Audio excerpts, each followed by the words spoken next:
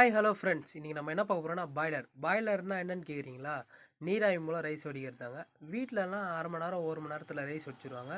இதே மெத்தடில் வந்து 1000 பேர் 2000 பேர் இருக்க இடத்துல அரை மணி நேரம் 1 மணி நேரத்தில் எப்படி வடிக்கிறது தான் பார்க்க போகிறோம். அதுக்கு தான் நம்மளுக்கு இந்த பாய்லர் யூஸ் ஆக போகுது. இந்த பாய்லர் வந்து யூஸ் பண்ண தெரிஞ்சவங்க மட்டும் தான் யூஸ் பண்ண முடியும். யூஸ் பண்ண தெரியாதவங்க யூஸ் பண்ண முடியாது. ஓவராக ஹீட் இருந்துச்சுன்னா வெடிஞ்சு அந்த இடமே க்ளோஸ் ஆகிடும். ஃபஸ்ட்டு மெத்தட் என்னென்னா கேட் வால் திறந்து தண்ணியை ஃபுல் பண்ணிக்கணும். தண்ணியை ஃபுல் பண்ணிட்ட பிறகு கேட் வால் மூடிடணும். ஃபுல்லாகிறது எப்படின்னா அந்த கண்ணாடி மூலியம் தெரியும்.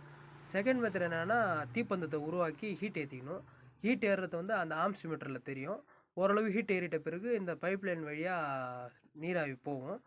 அந்த நீராவி வந்து கேட் வால் திறந்து விட்டால் தான் போகும். நம்ம எந்தெந்த இடத்துக்கு தேவையோ அந்தந்த இடத்துக்கு பாயிண்ட் போட்டு நம்ம எடுத்துக்கணும். அந்த இடத்துல கேட் வால் வச்சுக்கணும். ஃபஸ்ட்டு நம்ம ரைஸ் வடிக்கிறதுக்கு எப்படின்னு வந்து பார்க்கலாம் வாங்க. இந்த தேவையான அளவு தண்ணி நிரப்பிட்டு வீட்டில் வழக்கம் போல் எப்படி செய்வோமோ, கொதி வந்த பிறகு அரிசி போடுவோமோ அதே மெத்தட் தான் ஃபுல்லாக பண்ணணும்.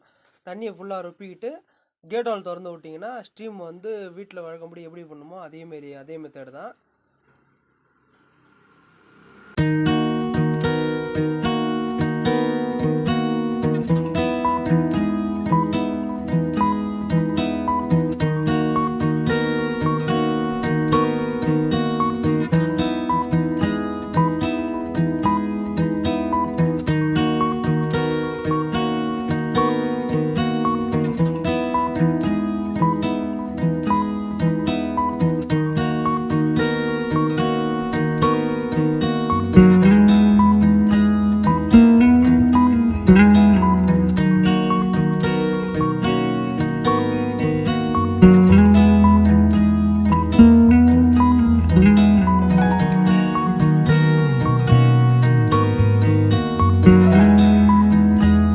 ரைஸ்லாம் வடிஞ்சிட்ட பிறகு கீழே கேட் வால் திறந்து விட்டிங்கன்னா தண்ணி பூரா கீழே இறங்கிடும்.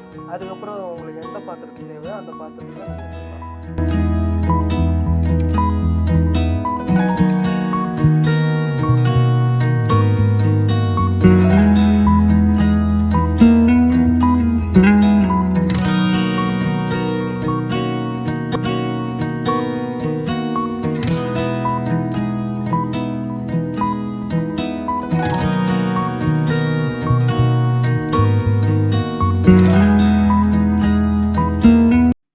இதான் வந்து பால் டீ போடுற குக்கரு. இது வந்து சுடுதண்ணி போடுற பாய்லரு.